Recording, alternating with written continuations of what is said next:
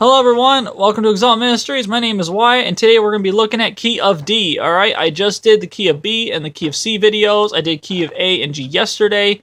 Key of D is today. These videos are quite short, at least I try to make them a little longer to explain some of these more.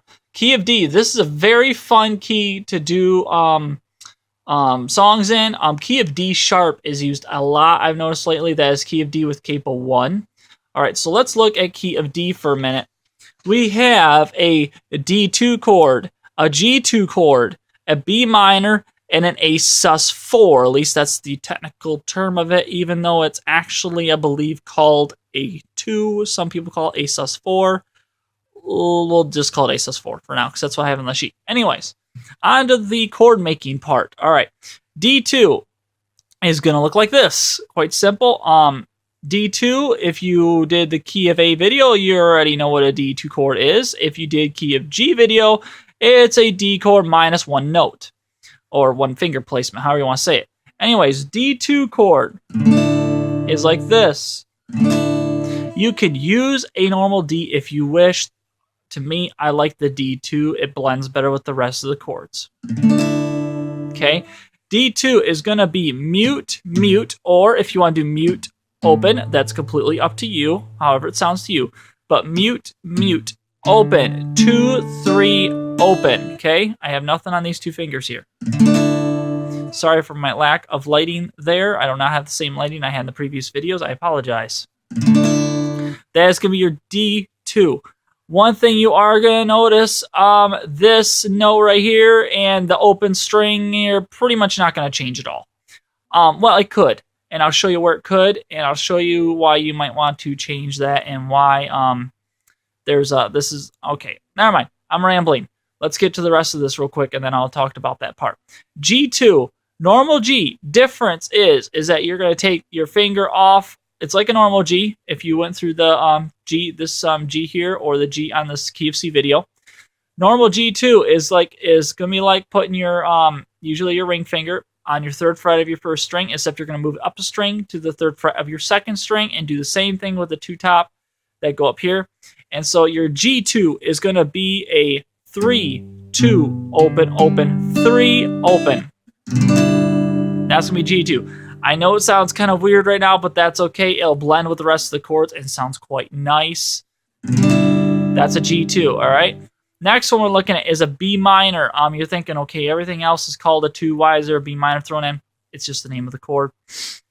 Okay, this is actually extremely simple. You already did your D2. Take and switch fingers. Let's switch fingers. And take that finger off and put this finger on that same note.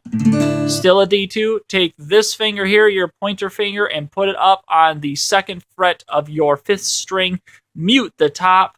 And now you now have a B minor chord. And that is going to be a mute, 2, open, 2, 3, open.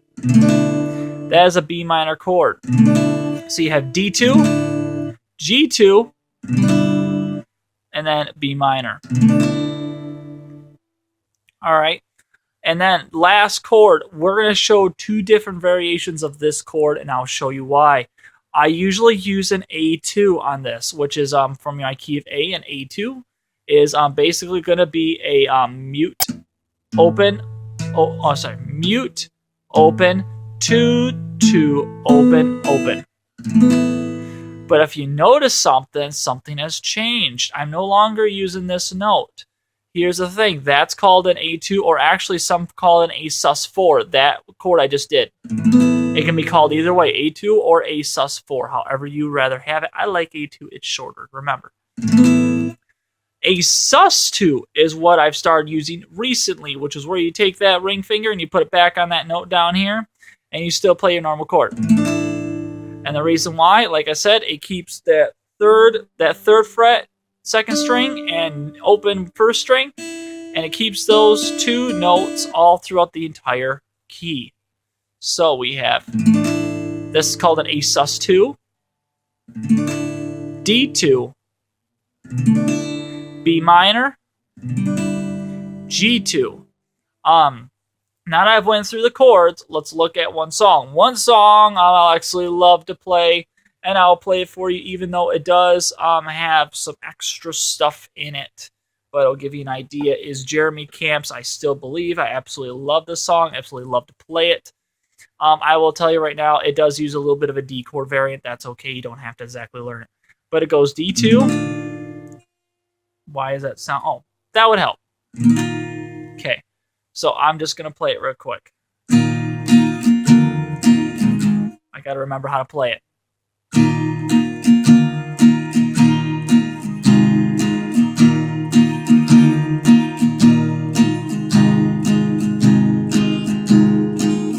Scattered words and empty thoughts seem to flow from my heart. Never felt so torn before. Seems I don't know where to start. Okay, that's just one that did it. The other chord I was doing there was a D2 over C sharp. I'm not going to bother getting into that, but if you want to know, you put your pinky on the fourth fret of your 5th string. But anyways, so that was, and I have a tutorial for I Still Believe. I will actually put that into the description for you, so you can look at that and see how this key of D sounds very pretty. Also, I just did a tutorial for Josh Wilson's That Was Then, This Is Now. It took me 3 weeks to do that song, and that is on. That also uses key of D, and I really love how it utilizes that key for that song, so check that out as well. Other than that, that is how to do key of D for this video, and that's going to be a D2, G2, A2 or A sus2, and your B minor. Thank you very much for watching. Let's get over to the key of E, and we'll be finished with chords and on to some more technical stuff.